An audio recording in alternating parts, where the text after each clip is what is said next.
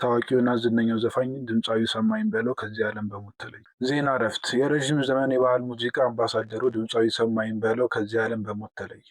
አዲስ አበባ በሀገራችን የባህል ሙዚቃ ዘርፍ ታዋቂነትን ያተረፈውና በብዙ ዘንድ ሰሜ ባላገሩ እየተባለ በሚጠራው ተወዳጁ ድምፃዊ ሰማኝ በለው ህልፈት የተሰማን የጥልቅ ሐዘን ገልጻለሁ።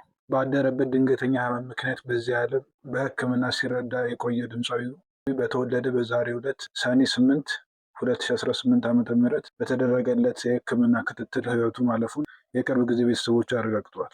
የኢትዮጵያ ባህል ወግና ታሪክ የሚያንጸባርቁ በርካታ የሙዚቃ ስራዎችን ለአድማጮች ያበረከተው ድምፃዊው ሰማኝ በለው በሙዚቃው ኢንዱስትሪ ውስጥ የራሱን ደማቅ አሻራ ጥሎ ማለፍ የቻለ ከያኒ ነበርም ሲሉ ገልጸውታል። ድምፃዊ ሰማኝ በለው ባለትዳርና የአራት ልጆች አባት እንደነበረ ከቤተሰቦቹ የተገኘው መረጃ ያመለክታል።